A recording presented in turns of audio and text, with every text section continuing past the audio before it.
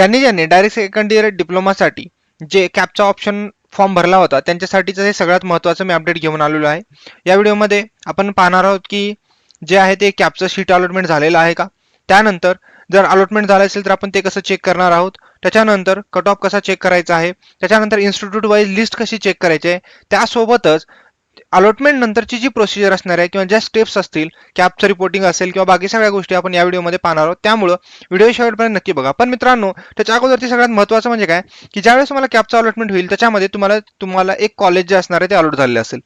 जर तुम्हाला ते कॉलेज पसंत नसेल किंवा तुम्हाला जर दुसरं कॉलेज पाहिजे असेल तर त्यासाठी तुम्हाला बेटरमेंट आणि फ्रीजचा ऑप्शन असतो.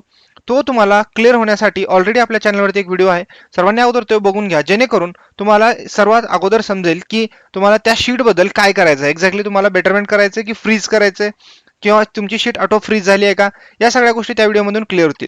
चला मग सुरू करूया. सगळ्यात पहिल्यांदा आपण चेक करणार आहोत की लिस्ट कशी लागलेली आहे किंवा लिस्ट जी लागली आहे ती कसं आपण चेक करणार आहोत. तर हे डीटीचं ऑफिशियल पेज आहे, हे पेज ओपन करा. हे ऑफिशियल पेज केल्यानंतर आपल्याकडे तुम्ही दोन वे मध्ये चेक करू शकता. एक तर इथं जर पाहिलं लेफ्ट साईडला आरो लॉगिनच्या खाली जर पाहिला तर इथं इन्स्टिट्यूट वाईज अलॉटमेंट लिस्ट आहे आणि दुसरी जर पाहिलं तर कॅप राऊंड 1ची एक लिस्ट आहे. एक तर तुम्ही इथं क्लिक करा, अदरवाईज याच मेन पेज पासून जर खाली आला तर या ठिकाणी तुम्हाला दिसेल की कॅप राऊंड 1 आणि इथं व्ह्यूचा आहे.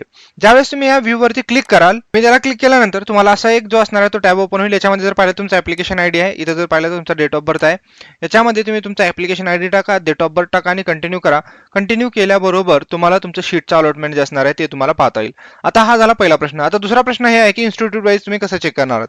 तर इन्स्टिट्यूट वाईज चेक करण्यासाठी सेम आहे, तर प्रोव्हिजनलच्या वरती जर क्लिक केलात तर इथे तुम्हाला इन्स्टिट्यूट वाईज लिस्टचा जो आहे तो ऑप्शन येतो. तुम्ही याच्यावरती क्लिक करा, केलात तर तुम्हाला असे एक जे असणारे पीडीएफ ओपन होईल. या पीडीएफ मध्ये जर पाहिलात तर तुम्हाला जे कॉलेज असतील तर ते जे पण कॉलेज पाहिजे त्या कॉलेजची लिस्ट, त्याच्यामध्ये लागलेले जे विद्यार्थी आहेत त्यांचं नाव आणि हे बाकी सगळ्या गोष्टी तुम्हाला इथे दिसतील.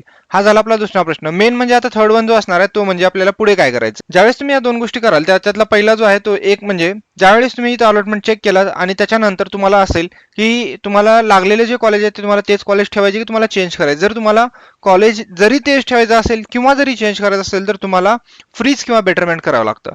आता फ्रीज काय आहे, बेटरमेंट काय आहे, याचा व्हिडिओ मी तुम्हाला ऑलरेडी सांगितलंय, तर तुम्ही तो व्हिडिओ एकदा बघा. याच्यानंतरचा जो मेन पार्ट आहे तो म्हणजे की शीटचं जे आहे ते शीट ऍक्सेप्टन्स कसं करायचं आहे. आता खूप सारे विद्यार्थी लॉग इन करतील, लॉग इन केल्यानंतर काय एरर येतो ते मी तुम्हाला दाखवतोय.